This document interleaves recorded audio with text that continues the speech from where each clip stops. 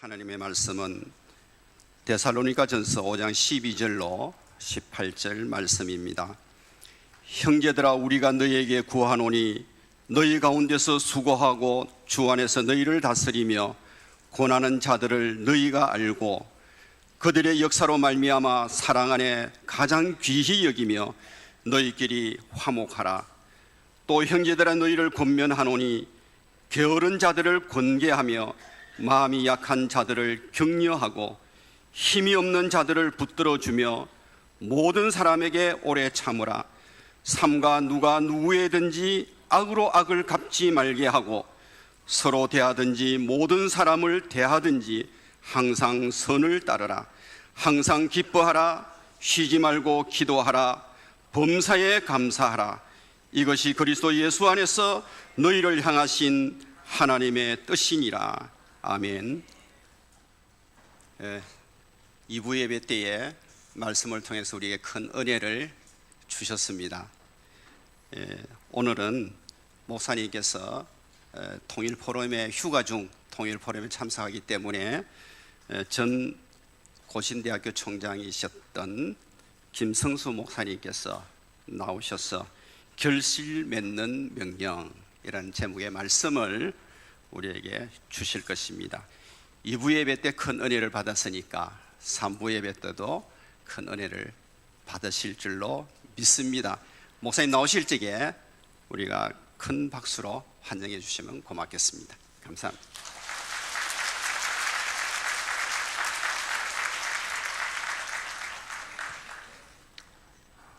귀한 목사님 사역하시는 강단에서 부족한 사람이 말씀을 전할 수 있도록 은혜 주신 하나님께 감사를 드리면서 또 우리 당회 장로님들과 모든 성도님들께도 진심으로 감사의 말씀을 드립니다. 참 오랜만에 온 것 같습니다. 우리 세금교회 모든 성도님들께서 건강하시기를 진심으로 기원합니다. 또 하나님께서 여러분들의 가정과 일터에 많은 복으로 채워주셔서 여러분들이 주님의 영광스러운 몸된 교회를 잘 섬기고 또 복음을 위해서 선한 일 많이 하실 수 있도록 하나님께서 물질의 복도 풍성하게 더해 주시길 진심으로 기원합니다. 특별히 이 자리를 빌어서 제가 총장으로 8년 동안 봉사하던 그런 기간에 우리 세원교회가 기도와 물질로 우리 유학생들 위해서 특별히 후원해 주심에 대해서 진심으로 감사의 말씀을 드립니다. 또 지금도 여러분들이 우리 중국 선교를 위해서 따로 예배를 보면서 많은 관심을 갖고 기도하고 있는데 교회가 자체 성장만을 위해서 에너지를 다 소비해 버린다고 한다면 하나님께서 기뻐하지 아니하시겠죠. 복음을 들고 그리스도의 영광스러운 복음만이 줄 수 있는 그 소망을 지구촌에 하나님 백성들에 안겨주기 위해서 여러분들이 선교하는 그러한 교회로 계속 나아갈 때에 하나님께서 우리가 알지 못하는 가운데서 하나님께서 다 채워주실 것입니다. 여러분, 교회는 그리스도께서 머리가 되시는 영광스러운 그러한 기관입니다. 다른 세상 조직과는 다릅니다. 그렇기 때문에 여러분들이 복음을 위해서 주의 몸된 교회를 위해서 헌신할 때에 이 신앙의 세계에는 공짜라는 것이 없습니다. 하나님께서 일일이 다 넘치도록 갚아주시더라고요. 그건 저는 실감 있게 체험을 하고 있습니다. 주위에 보면서 여러분의 자녀들이 부모님 세대가 주의 몸된 교회를 위해서 복음을 위해서 헌신한 그 열매를 자녀들이 다 거둘 수 있는, 그래서 여러분들의 자녀들에게 이야기거리가 많은 그러한 복된 삶을 살아가시기를 진심으로 기원합니다.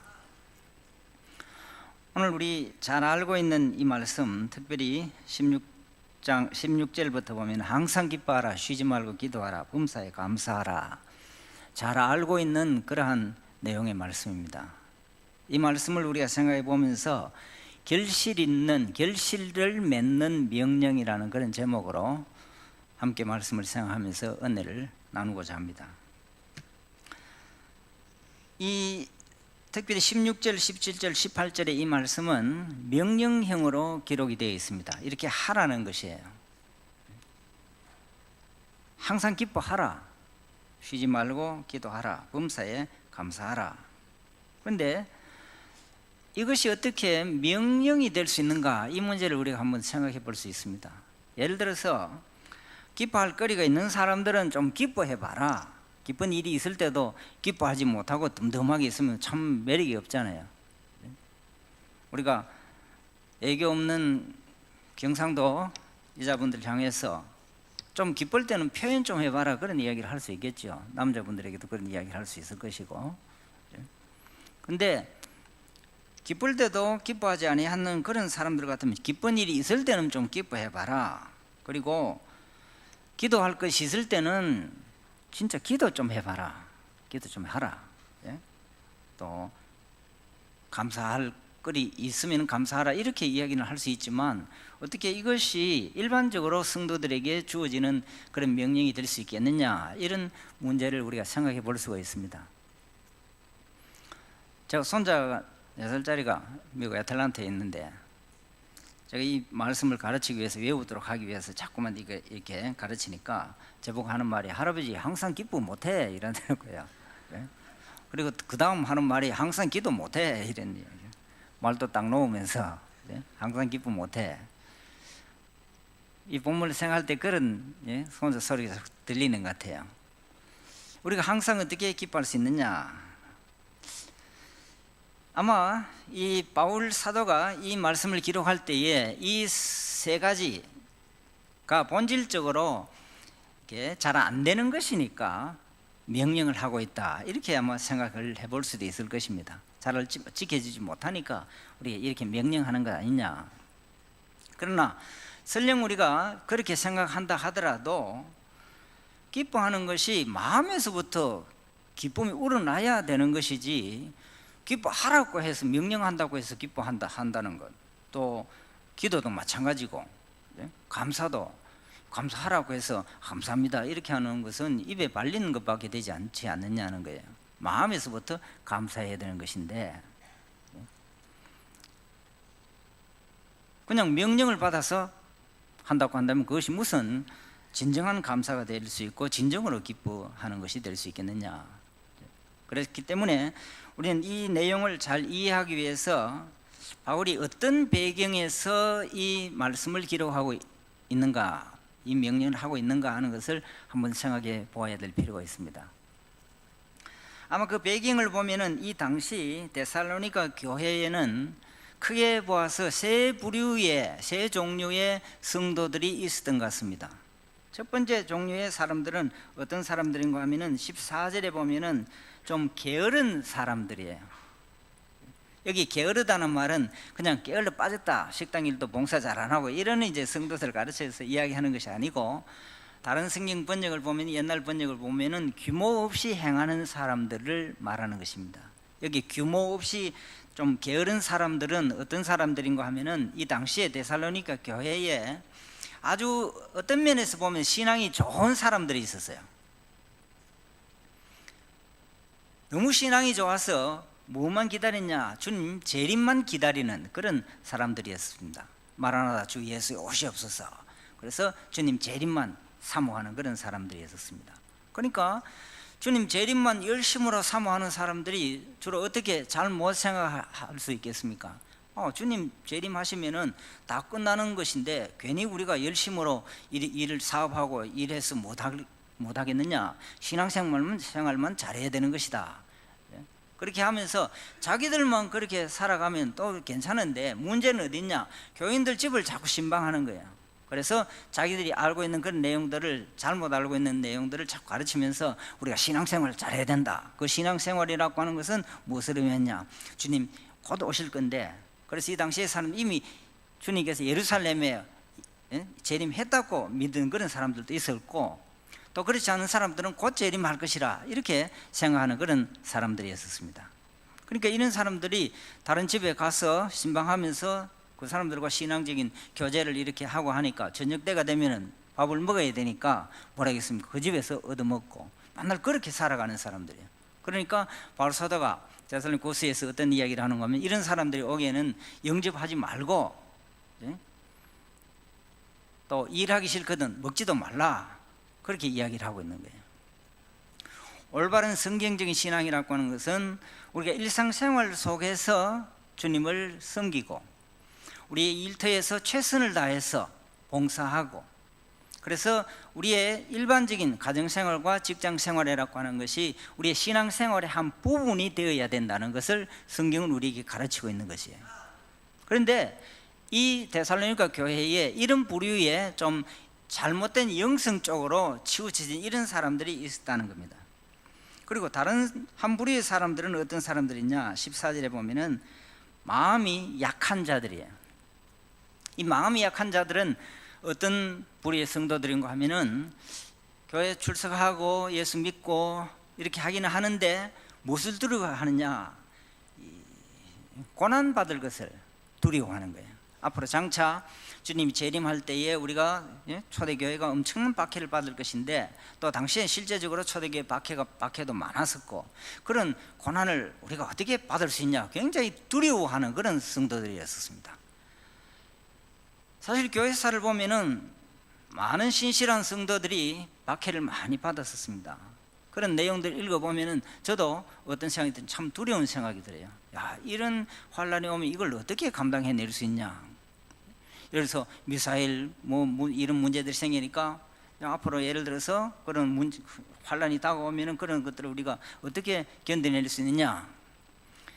캘빈의 그러한 그 전기들 읽어보면요, 당시에 어떤 일들이 많았는가 하면은 이 교회사를 읽어보면은 파리 같은 데서 이제 개신교와 가톨릭 교회가 충돌이 됐을 때에 개신교인들이 핍박을 많이 받았거든요.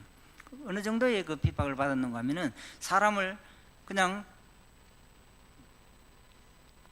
통돼지 구이 하듯이 그냥 끼어갖고 불에 돌려가면서 익히는 그런 핍박도 있었습니다. 말할 수 없는 잔혹한 그런 고문들이 많았었죠. 핍박들이 있었어요. 초대교회 말할 수 없죠. 사자굴에 집어넣고 하는 그런 일들이 있으니까 이런 것을 굉장히 두려워하는 그런 사람들이 있었습니다. 그 다음 어떤 부류의 사람들인가 하면은 14절에 마지막에 보면은 힘이 없는 성도들이 있었어요.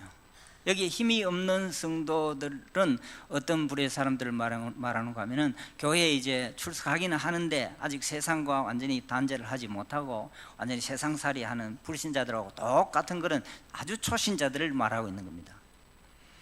그런데 문제가 이 데살로니가 교회에 어떤 문제가 있는가 하면은 이 세 부류의 성도들이 서로 조화롭게 교회 생활을 하지 못했더랬어요.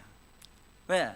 성도들이 자기 관점을 이렇게 내세우니까, 자기 관점에서 보는 그런 것만이 아주 올바른 신앙생활이고, 다른 사람들의 그런 것을 수용하지 않으니까, 또 신앙이 없는 그런 사람들은 무시해버리니까, 좀 불신자거든 저런 사람들이 주님의 재림도 사모하지 않고 좀 무슨 신자라고 할 수 있냐 비난해버리고, 또 마음이 약한 그런 사람, 저런 사람들이 어떻게 신자라고 할 수 있냐, 이런 이제 사실 긴장과 또 서로를 존중하지 못하는 그런 일들이 있었기 때문에 결과적으로 이 세 부류의 교인들 간에 서로 화목하지 못하고 서로 비난하고, 그래서 교회에 무엇이 없었냐, 데살로니가에 기쁨이 없었다는 거예요.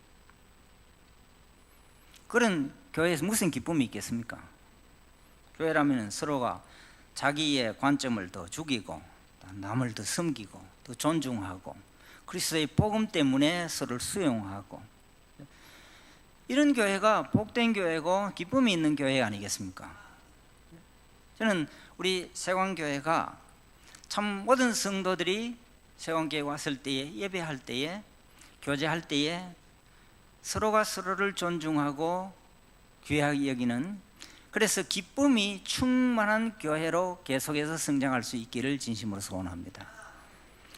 목사님이 교인들을 볼 때에 참 좋아하고, 교인들이 목사님 보면은 더 좋아하고, 그래서 세상을 향해서 저 교회는 어떤 사람들이 모여있길래 가기만 하면 저렇게 기쁨이 충만한 교회가 됐냐, 이런 향기로운 소문이 번져나는 그런 교회가 복된 교회 아니겠습니까?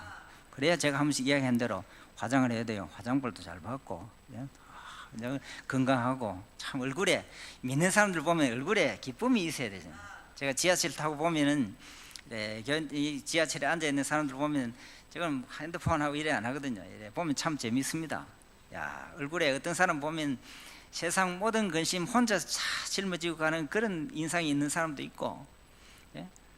보면요 각양각색이에요. 그런데 어떤 분들은 얼굴이 기쁨이 참 있는 그런 분들이 있거든요.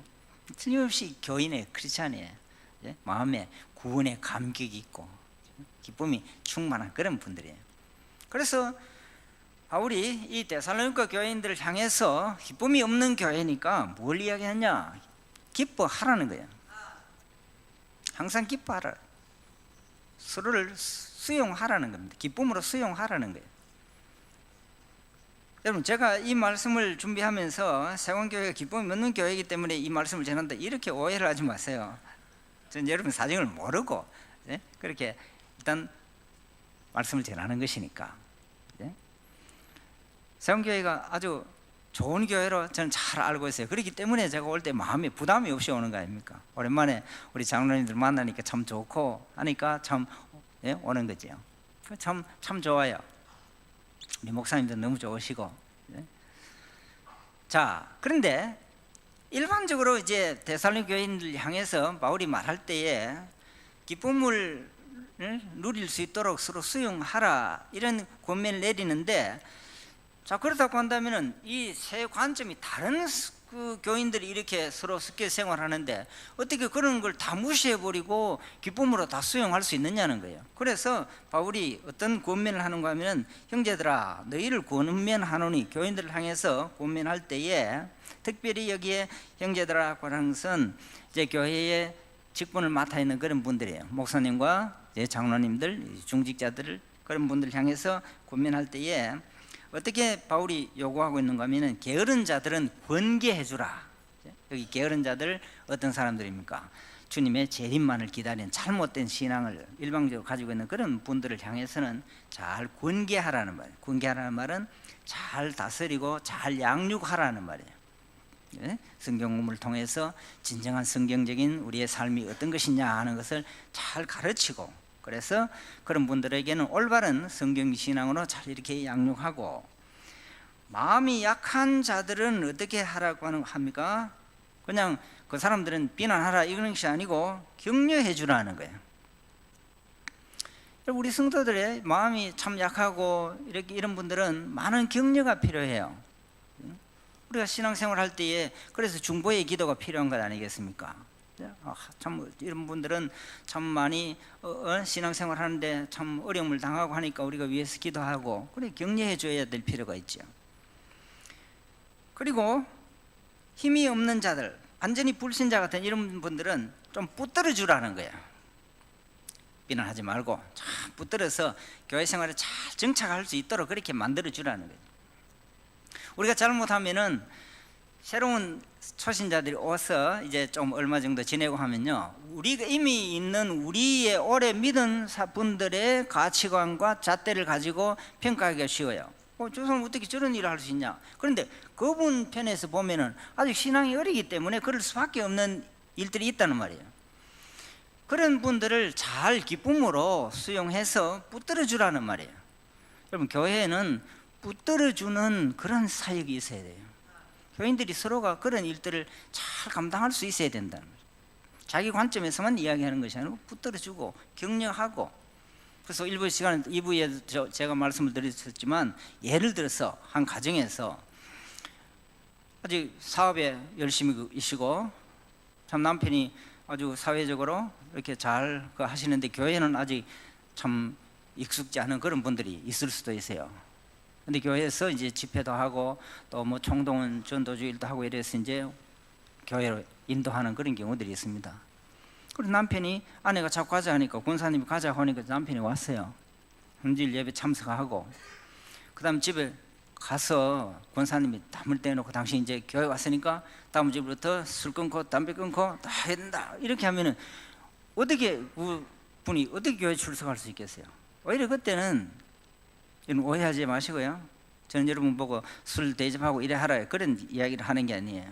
오히려 당신 지난번 주일에 교회 왔으니까 오늘 진짜 내가 한 잔 잘 대접할게. 이래서 따뜻하게 탁 정종 한 잔 쫙 해갖고 주고, 이렇게 하면요 남편이 그다음 뭐 이렇게 이 교회 한번 나가니까 또 잘 차려주네 이래갖고 다음 주에 또 한번 나가볼까, 또 한 잔 줄란가. 그래? 이래 하다 보면은 자연스럽게 신앙이 잘 성장해지고 하면은 어떤 마음이 들겠어요? 이 한국 문화라는 것이 외국에는 괜찮지만 한국의 교인들은 처음 선교사들이 복음을 전할 때부터 이게 득이 안 되는 그러한 일이다.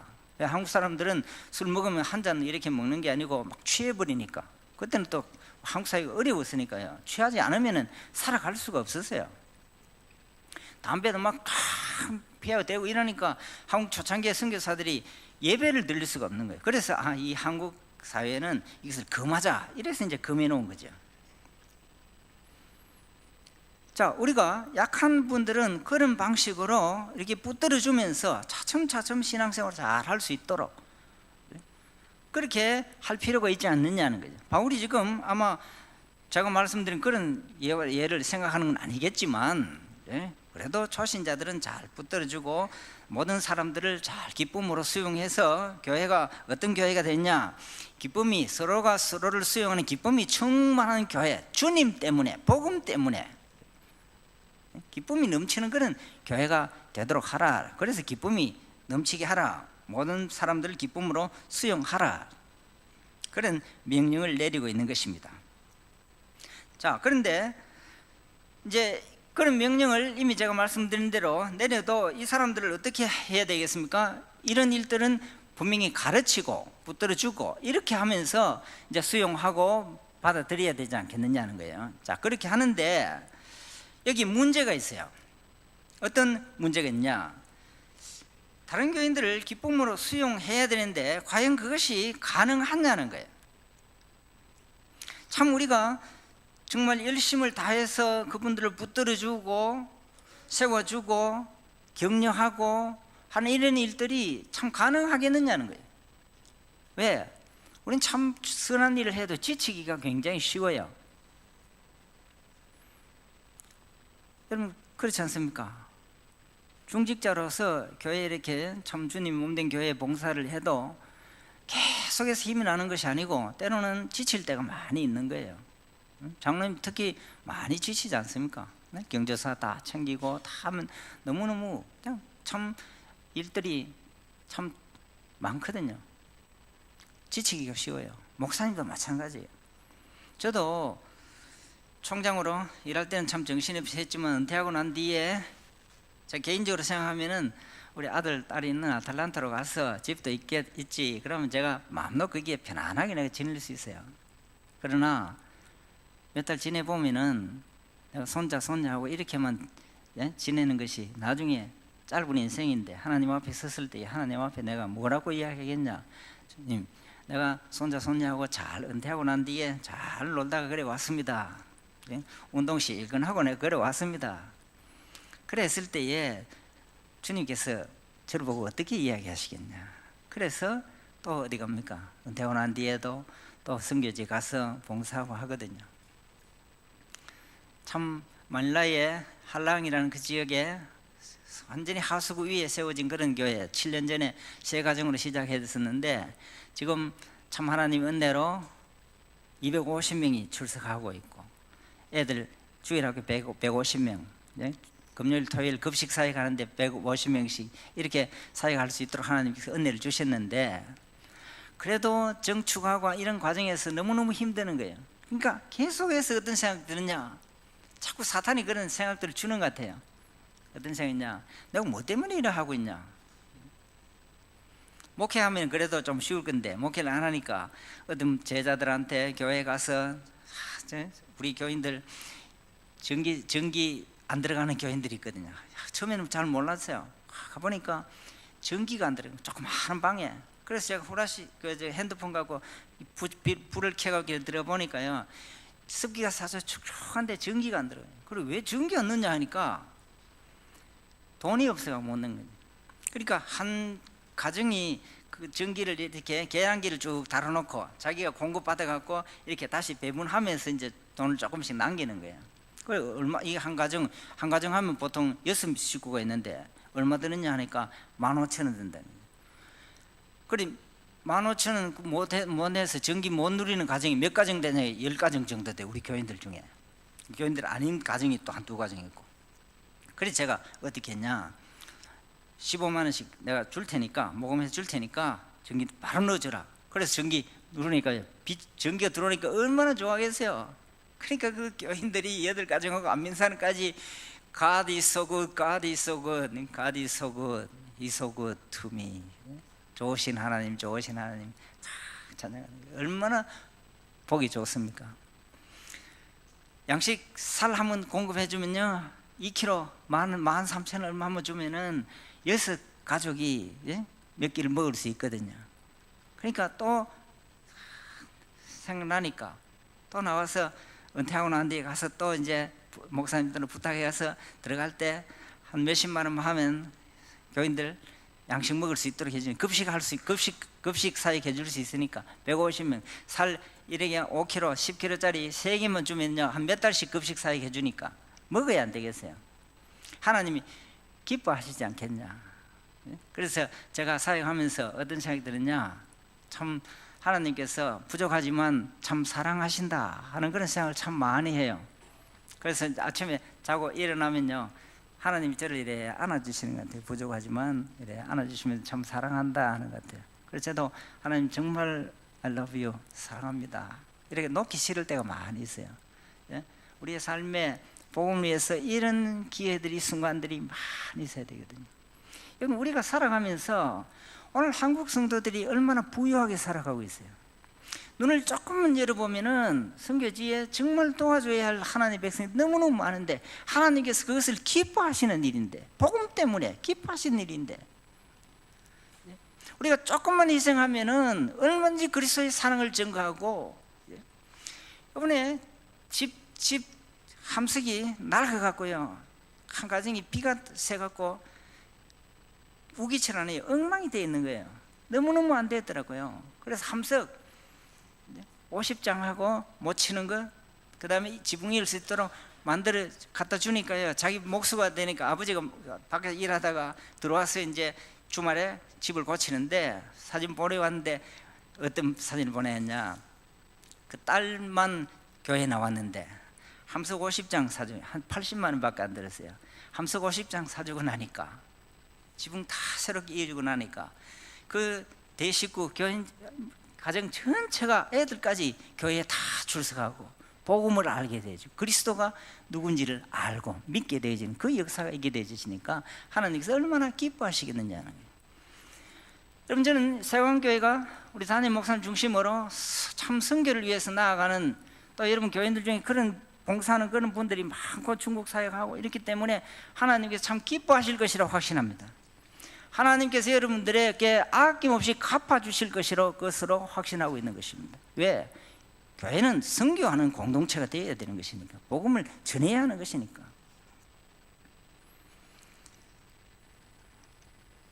우리가 정말 진심으로 복음을 위해서 그렇게 하기만 하면은 우리에게 기쁨이 넘쳐나게 되어진다는 거예요. 기쁨이 충만한 교회가 되어진다는 거예요. 세원교회가 다른 어떤 교회보다도 기쁨이 충만한 그런 교회 될 수 있기를 진심으로 소원합니다. 이런 일을 하는데 지치기가 쉽다는 말이에요. 그래서 뭘 하는 말입니까? 기도해 주라는 거예요. 기도하라는 거예요. 여러분들이 장로님들 위해서 기도해야 되는, 성도들이 기도해야 하는 바로 이유가 바로 여기에 있는 거예요. 지치지 않고 이런 일들을 중추적으로 잘 감당할 수 있는, 그래서 장로님들이 사업도 잘 되고 해서 복음을 위해서 잘 나아갈 수 있는 그런 장로님들이 되도록 성도들이 기도해 주라는 거예요. 목사님을 위해서 그렇게 기도해야 된다는 말이에요. 진정으로 여러분들이 목사님을 사랑한다는 것은 목사님을 위해서 기도해 주는 거예요. 하나님 우리 목사님 강건하게 붙들어 주셔서 이 일들을 어떤 어려움 가운데서도 잘 감당할 수 있도록 하나님께서 위로해 주시고 격려해 주시고, 담임 목사님으로서 교회도 잘 해야 되고 또 교단적으로 그런 일도 해야 안 되겠어요. 다 개교회만 위해서 한다면 어떻게 그 복음이, 그리스도의 복음이 전파될 수 있겠느냐는 거예요. 여러분 우리는 눈을 열어야만 되는 거예요. 그래서 지치지 않도록, 저도 참 지칠 때가 많거든요. 매일매일 그런 생각이 돼요. 하루에도 수십 번씩 내가 뭐 때문에 갔다 오고 나면 다시는 내가 안 갈 거다, 미국 갈 거다. 그러나 또 하나님께서 또 가게 만드시니까, 가게 하시는 분은 하나님이신 것 같아요. 그렇기 때문에 하나님께서 또 붙들어주고 격려해 주시는 것 같아요. 그렇기 때문에 교회는 복음을 위한 기도하는 교회가 되어져야, 그래야만 기쁨이 충만한 교회가 되어진다는 말입니다. 자, 그런데 우리가 기도하기는 해야 되는데 진심으로, 정말 진심으로 기도할 수 있겠느냐는 거죠. 여러분들이 진심으로 장로님들 위해서 기도할 수 있겠느냐? 진심으로 목사님을 위해서 기도할 수 있겠냐? 어떻게 해야 하나님께 정말 기뻐하시는 그런 진심의 감동이 있는 하나님의 보좌를 움직이는 그런 기도를 할 수 있겠느냐는 거예요. 그렇기 때문에 바울이 여기서 무엇을 이야기하고 있는 것입니까? 감사하라, 이 명령을 내리는 겁니다. 왜? 감사할 줄 아는 사람이 진정으로 기도할 수 있기 때문에 그래요. 여러분, 기도하는 분들은요, 감사를 할 줄 아는 그런 성도들이에요. 그렇기 때문에 기도의 본질은 간구가 아니고 감사라고 말할 수가 있습니다. 여러분, 기도를 간구로만 생각하는, 기도하기만, 그 기도할 때 우리가 받기만 하려고 한 이거 주십시오, 이거 이렇게만 하는 그 기도는 이방인들의 기도일 수도 있어요. 우리가 물론 간구하는 게 많아요. 그러나 기도의 본질은 감사라는 것을 우리는 알아야 되는 것입니다. 감사가 있기 때문에 엎드려서 하나님 이런 것도 해주시고, 그래서 또 하나님 앞에 감사하게 되어지고, 감사가 기도를 낳게 하고, 기도가 또 감사의 조건들을 만들어내는 겁니다. 그래서 기도는 감사라는 거죠. 그래서 모든 교인들을 기쁨으로 수용할 수 있도록 우리의 삶을 바꾸기 위해서는 기도해야 되는데, 이 기도가 있기 위해서는 무엇이 있어야 되느냐? 감사가 있어야 된다. 그래서 바울이 데살로니가 교인들에게 감사하라는 거예요. 왜? 감사할 수 있어야 기도하게 되고, 기도할 수 있어야 그 다음 기쁨으로 수용할 수 있으니까. 여러분들이 어떤 교인들 위해서 중보의 기도를 한다고 해봅시다. 그러면은 진심으로 여러분들이 그 교인을 위해서 중보 기도를 하게 되면요, 그 중보 기도를 하는 그 대상이 잘 될 때에 그분의 건강을 위해서 기도한다고 한다면, 만나서 건강하기만 해도 하나님께서 내 기도를 들어주시는구나, 그래서 감사할 수 있게 돼요. 그래서 기뻐할 수 있다는 말이에요. 자, 그런데 이제 마지막으로 우리가 생각해 봐야 될 것은, 바울이 이 논리적으로 펼쳐나가는데 감사하라, 그럼 감사해야 기도가 나오겠구나. 그런데 감사하라는 이것이야말로 진짜 명령이 될 수 없는 것 아니냐는 거예요. 감사하라고 했는데 어떻게 내가 그냥 말만 듣고 명령한다고 해서 감사할 수 있느냐는 거예요. 감사하라는 것이 진정한 결실을 맺는 명령으로 우리에게 다가오기 위해서는요, 감사거리가 있는 사람에게 감사하라 할 때에 그것이 진정한 명령이 될 수 있다는 것을 우리는 생각할 수 있습니다. 왜 그렇습니까? 내가 감사거리를 갖고 있는데 잊어버리고 지내고 있었다. 그런데 그 사람에게 깨우쳐 주는 겁니다. 감사해라. 내가 왜 감사해야 되냐? 이런 일들이 있지 않냐? 말씀을 통해서 깨우쳐 주고, 또 우리의 말로서 메시지를 통해서 설교 시간에 이렇게 가르치면은 뭘 합니까? 정말 내가 잊어버리고 있었네, 감사해야 되겠다. 이렇게 감사의 거리를 갖고 있는 사람들이 깨우쳐 줄 때에 감사할 수 있는 거예요. 그래서 바울은 이 데살로니가 전서 1장에서부터 3장까지 데살로니가 교인들을 향해서 바울이 감사할 수 있는 감사의 거리를 많이 열거하고 있는 것입니다. 바울이 데살로니가 교인들을 위해서 감사의 거리를 열거한다는 것은, 그 감사의 거리는 바로 데살로니가 교인들이 감사할 수밖에 없는 그런 내용들이에요. 여러분, 데살로니가 교인들만 감사의 거리를 갖고 있는 분들입니까? 오늘 우리도 세원교회 성도님 여러분들도 모두가 엄청난 감사의 거리를 갖고 있다는 거예요. 감사의 거리를 우리가 일상에 바빠서 잊어버리고 있었지, 또는 다른 사람들과 자꾸 비교해서 생각하기 때문에 오히려 불평거리만 더 많았었지. 포동농부의 비유가 다 그러한 거예요. 호동 일꾼의 비유가 자기에게 주어진 그 품삯을 받을 때 엄청나게 감사할 수밖에 없는 것인데 뒤에 온 사람까지도 같은 것을 받아가니까 뭐래요? 비교가 되니까 불평할 수밖에 없어요. 그러니까 생활해 보면은 참 내게 주신 하나님의 은혜와 사랑이 너무너무 크고 놀라운데 자꾸만 눈을 열어서 다른 것을 보니까 불평거리가 생겨나게 되어진다는 거예요. 그러나 주님은 그때에 우리에게 네 가진 것이 네게 주신 은혜가 족하니 감사하라는 거예요. 헤아려 보라는 것이에요. 여러분, 우리가 참 건강한 모습으로 교회에 와서 예배할 수 있다는 이것만 해도 얼마나 감사한 일이냐는 거예요. 제가 복음병원에 가보면요, 어떤 사람을 신방 한번 했느냐, 총장님, 제가 소원이 하나 있는데 이 시원한 물 한 잔 시원하게 한 맛을 봤었으면 더 이상 다른 소원이 없겠다는 거예요. 그 환자 생각하면요, 내가 몸이 좀 약하고 이래도 감사할 수밖에 없는 거예요. 애들에 대한 욕심들이 너무 많아요. 제가 애들 일남 일녀 지금 생각해보면 감사할 수밖에 없는 것인데, 그래도 얘들 키울 때 또 다른 욕심이 있으니까 어떻게 하냐, 더 욕심을 부리고 그래요. 근데 제가 물금이라는 곳에 옛날에 우리 박재석 장로님 시설을 하고 있었는데 거기에 한번 같이 처음 한국 나왔어요. 같이 한번 들어가 봤거든요. 전체가 정신 지체 장애자들이에요. 그 장로님 그 군사님 다 똥 닦고 뭐 전체 이래 하시는데 와, 가보니까요, 한 바퀴 이게 돌고 나오니까 내가 정신이 하나도 없다는 거. 왜냐면 애들 뭐 내 손 잡고, 그다음 그 이야기 보면요, 이렇게 자금요법 한다고 이제 국화 이렇게 쑥 캐는 캐도록 가르쳐 주는데 나중에 애가 한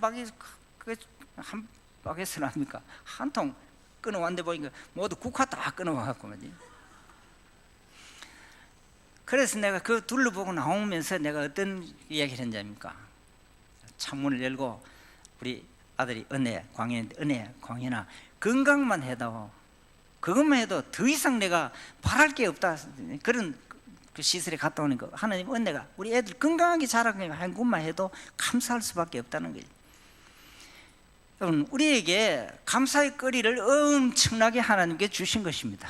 우리 자녀들 주셨고, 자녀 가지지 못한 그런 가정 보면 자녀 주신 것만 해도 너무너무 감사하고, 참 취업해서 이렇게 생활하고 있는 그런 자녀들만 보아도 감사하고, 저 못한 자녀들은 건강한 것만 해도 감사하고. 제가 이부 시간에도 그런 이야기를 했었습니다만은, 제가 어떤 글을 보니까요, 평생교육원에 가서, 사회교육원에 가서 글을 처음 깨우친 할머니가 이런 편지를, 글 깨우치고 나는데 이런 편지를 썼더라고요. 제목이 먼저 가신 영감님에게 첫 편지. 글을 못 써서 한 번도 편지 써본 일도 없는데 어떤 편지를 썼냐, 당신이 가신 지도 벌써 한 달이 지났군요. 내가 당신을 끝까지 모시지 못한 것이 정말로 미안하고 죄송합니다. 21살에 당신을 만나서 일찍 결혼했네. 21살에 당신을 만나서 53년 만에 당신을 보내고 나니 너무너무 허전합니다. 53년을 같이 살았으니까요. 보내고 나니 얼마나 허전하겠어요. 혼자 사는 것이 이렇게도 외로울 줄 정말 몰랐습니다. 나는 항상 내가 먼저 간다고 생각했는데 당신이 먼저 가신 것이 정말 믿을 수가 없군요. 여러분, 이 편지를 우리가 대하면은 참 원수 같은 남편이라도 옆에 있는 것만 해도 감사하다는 거지. 아파서 있어도 그것만 있어주는 것만 해도 감사하다는 거죠. 우리의 삶이라는 것이 이래요. 어떤 할머니 이런 편지를 썼어요. 날이 새면 병원 가고 밥 먹고 병원 가는데 하루 일과다. 병원 좀 안 갔으면 참 좋겠다. 어떤 분들은요, 투석하면서 매일 병원에 가서 주사 맞고 이런 분들도 있어요. 참 그래서 우리가 위해서 기도하는 거예요. 교회는 그래서 기도할 것이 너무너무 많아요. 교인들 서로의 사정들을 생각해 보면요. 어떤 분은 이런 글을 썼더라고요. 사랑을 모르고 살았다. 자식들 뒷바라지 하느라고 사랑할 새도 없었다. 그런데 여러분들이 그래도 부부가 같이 여행 한번 할 수 있고, 자녀들과 함께 한 식탁을 나눌 수 있고 한 밥상을 같이 나눌 수 있다고 하는 것, 얼마나 감사한 일이냐. 우리에게는 이보다도 더 엄청난 감사가 있습니다. 죄로 말미암아 죽을 수밖에 없었던 저희들, 죽었던 우리를 그리스도의 보혈로 우리를 구속해 주시고 우리를 하나님의 자녀로 삼아 주시고 영원한 그 나라를 유업으로 받을 수 있도록 하나님께서 이렇게 만들어 주신 것, 성도라 불리워지는 아름다운 이름을 가지게 된 것, 얼마나 감사한 일이냐는 거죠. 세상에 많은 사람들이 보면 오늘 또 헛된 것을 가지고 많은 참 발걸음이 분주한데, 그래도 오늘 우리는 예배할 수 있는 이 특권을 하나님께서 허락해 주시고 온 가정에 자녀들도 예배하고 믿는 자녀들이고 다른 어떤 것보다도 복음을 위해서 일할 수 있다는 것, 그리스도의 영광스러운 복음에 수종될 수 있다고 하는 것, 저는 개인적으로 생각하면요, 말씀을 전할 수 있는 이 특권이 너무너무 좋은 거예요.